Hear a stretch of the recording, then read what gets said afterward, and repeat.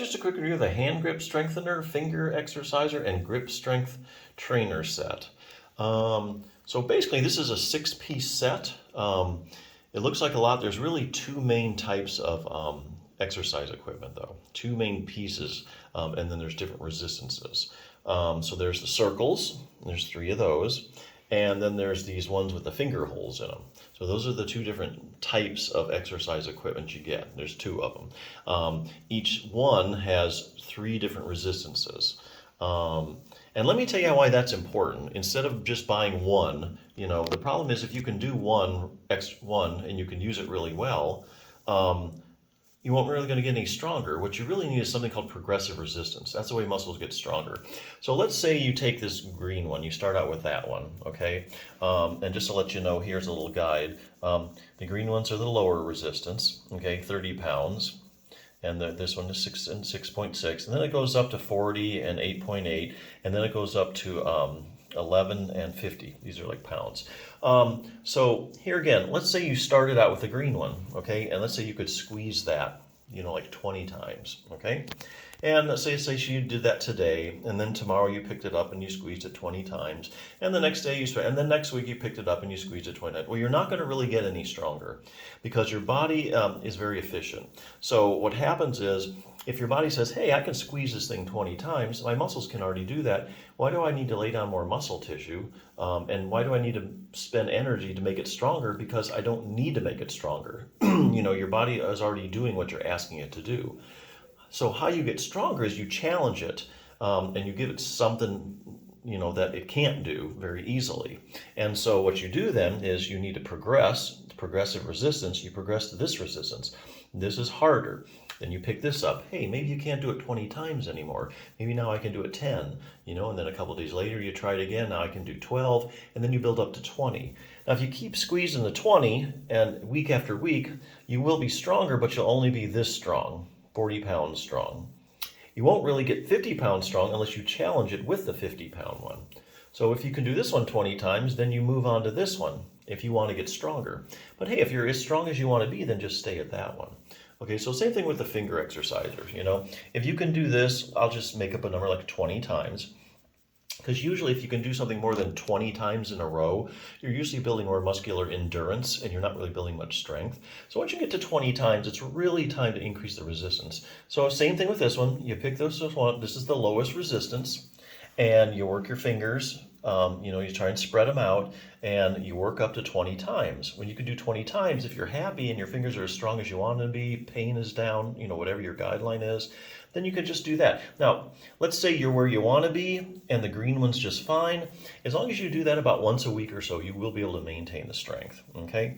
So, pick it up once a week, you'll be able to. Now, if you want to gain strength, like I say, you're not going to get any stronger than the green one unless you start using the blue one, because you have to provide more resistance. So this is the principle of progressive resistance, how muscles get stronger. Then you do this one, work up to 20 times. If you still want to get stronger, you work up to this one. So that's why this set I think is so great, because basically it provides that progressive resistance. It's not like one little piece of exercise equipment and there you go. Hey, if you do this, you'll get strong. Well, you're only going to get as strong as you're able to do it. For instance, you can do this 20 times. You're not going to get any stronger unless you challenge the muscle. It has to have a reason to get stronger. So yeah, that's why I really like this set. Now, if you do have something like hand or thumb arthritis, there's a couple other resources I want to bring up. The Healthy Thumb Handbook. There just aren't too many good thumb arthritis books. I only know of a couple. I think this is the best one. The Healthy Thumb Handbook by Jim Johnson PT, written by a physical therapist. Basically, if you have any problems with your thumb, this is just even thumb arthritis. There is a lot you can actually do. I'll just give you a few examples from the book. Starts out with basic anatomy and stuff. But here, let me show you. Look, relaxing your thumb muscles. Shows you how to use, heat. That's nothing groundbreaking. But what about this? Trigger points. In your hand, you're probably going to find these little irritable spots in your muscle. If you have thumb arthritis, it doesn't just affect the joint, because a lot of times the muscles react to what's going on in the joint. And so you have to calm the muscles down. And a portion of your pain, sometimes all of it, is just due to the muscles, okay? So you can find find these little tender points in there, and you can work them out by putting pressure or or rubbing them. So here again, getting rid of those trigger points is really going to go a long way in taking rid of your pain. Stretching is another good thing to do, so that'll help. Taking pressure off the thumb joint. So believe it or not, there is a way to instantly take pressure off your thumb joint. It's called thumb joint distraction. So it shows you a distraction technique. Kind of pull the joint apart gently, a few millimeters. This gets some circulation to it, takes pressure off of it. Joints just love that. Actually, there's a couple muscles that if you strengthen, they attach to like the base of your thumb. One is the abductor pollicis longus, and the other one is the first dorsal interossei. Okay, so there's two muscles that really help support your thumb joint.